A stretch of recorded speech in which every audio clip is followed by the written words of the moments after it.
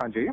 I am so sorry, मैंने ऐसे बीच में आपको फोन किया है सर। आपका नंबर मेरे को कहीं से मिला था। अभी मैं ये काफी दिन से मैंने सोचा भी आपसे थोड़ी हेल्प ले लूं। मैं बीच में काफी आपको ट्राई करना चाह रहा था, आपका नंबर था नहीं सर। ये आ, बनवाना था तो मैं वहां भी गया भी था, इंटरव्यू इंटरव्यू सब हो गया वो, लेकिन मिल नहीं रहा है।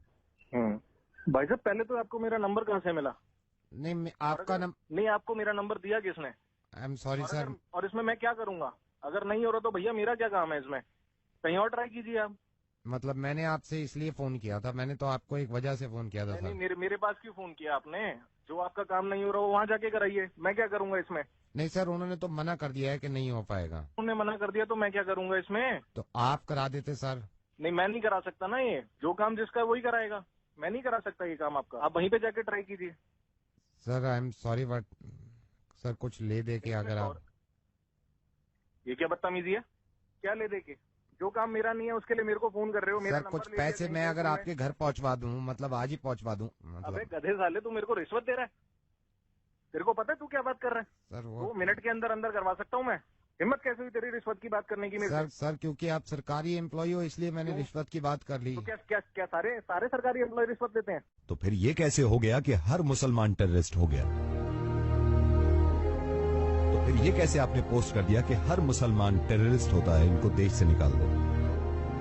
आपके बताने से पहले ही मैं इस बात को मानता हूं कि हर सरकारी आदमी रिश्वत नहीं लेता। मैं इस बात को लेकर बहुत शर्मिंदा हूं सर कि रेडियो पे आने के बाद मुझे इस तरह की बातें करनी पड़ रही हैं। जब मैं आया था ना रेडियो में, तो मैंने ये सोचा था कि सिर्फ हंसी मजाक करेंगे, किसी को समझाने की जरूरत नहीं पड़ेगी। कितनी अच्छी बात है आपकी कि आप एक गवर्नमेंट एम्प्लॉय हैं तो आप रिश्वत से नफरत करते हैं, जो कि करनी भी चाहिए। लेकिन इतनी ही नफरत एक दूसरी कम्युनिटी से, जो कि आपके साथ रह रही है, जो आपके साथ रहती थी और रहेगी।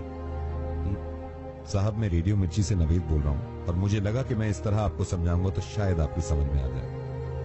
फेसबुक का एक पोस्ट शेयर करने से आपका कुछ नहीं है सर, है ना, जिसमें यह लिखा हुआ था कि मुसलमान हिंदुस्तान से मोहब्बत नहीं करते, मुसलमानों को हिंदुस्तान में रहने का कोई हक नहीं है। इस चीज को आपने शेयर कर दिया। मुसलमान टेररिस्ट नहीं है, टेररिस्ट का कोई मजहब नहीं होता। अब मैं कैसे समझाऊं उन लोगों को? एक एयरक्राफ्ट में एक मुसलमान के कैन मांगने से उसको मना कर दिया क्योंकि उनको लगा कि ये मुसलमान है, तो कैन के ढक्कन से वो लोगों का गला काट देंगे। मैं खुद मुसलमान हूँ और इस्लाम कहीं से कहीं तक इस तरह की तालीम नहीं देता।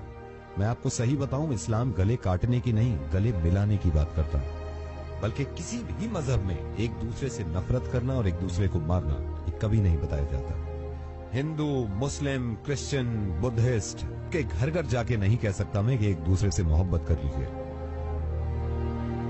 और उन लोगों से भी मेरी नाराजगी है जो मुसलमान होके हिंदुओं से नफरत करते हैं और इस बात को बढ़ावा देते हैं कि हिंदुओं से नफरत करो, उनसे नाता खत्म कर दो।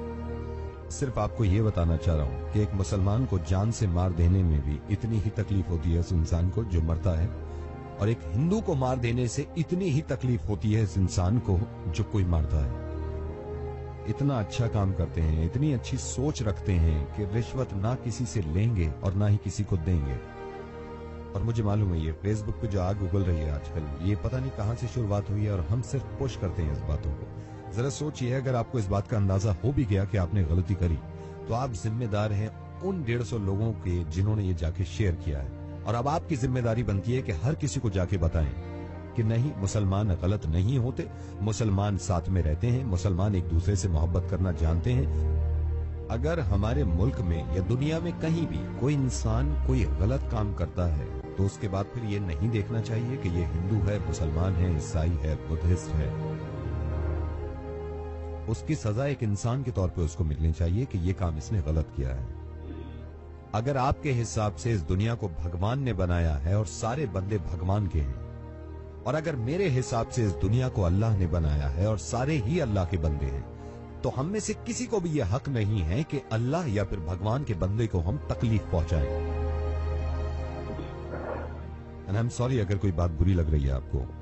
मुझे इस बात पे ही बहुत ज्यादा खुशी है। ये भी हो सकता था कि आप फोन डिस्कनेक्ट कर देते अगर आपकी जहनियत वैसी होती, लेकिन कहीं ना कहीं मुझे ये लग रहा है कि आप बात को समझ रहे हैं। आप इस बात को बिल्कुल गलत मत समझिएगा कि मैं एक मुसलमान होने की वजह से फोन कर रहा हूं, मैं एक इंसान होने की वजह से फोन कर रहा हूं। किस तरह दुनिया को ये समझाऊं कि कोई साहिबा अगर बुर्का पहने हुए हैं तो उनसे डरने की जरूरत नहीं है। किसी इंसान की अगर दाढ़ी है तो जरूरी नहीं है कि बॉम्ब उसके पास है। क्योंकि जो इंसान अल्लाह के खौफ से दाढ़ी रखता है वो किसी का दिल नहीं तोड़ सकता, बॉम्ब से तो क्या उड़ाएगा। फेसबुक पे न जाने किसने ये शुरुआत करी थी एक इंसान के फोटो के साथ। मुझे इस बात से बहुत ज्यादा खुशी है कि मैं जिनके साथ काम करता हूँ आधे से ज्यादा हिंदू हैं। 10 साल हो गए मुझे, 10 साल हो गए, आज तक छोटी सी शिकायत ना मुझे उनसे मिली ना उन्हें मुझसे मिली। इससे ज्यादा बड़ा एग्जाम्पल हो नहीं सकता हमारी मोहब्बत का। नावेद, आपसे वादा करता हूँ कि मैं लोगों तक ये मैसेज पहुंचाऊंगा कि ये काम ना करें और ये सब गलत है। बहुत बहुत शुक्रिया, धन्यवाद, थैंक यू सो मच। अब मैं आपसे कुछ कहना चाहता हूँ जो सुन रहे हैं। एक दूसरे से इतनी नफरतें करने के बाद मुझे तो यही अंदाजा हुआ कि कोई हिंदू, कोई मुस्लिम, कोई ईसाई है। क्या सबने इंसान ना होने की कसम खाई है? प्लीज इंसान बन के रहें।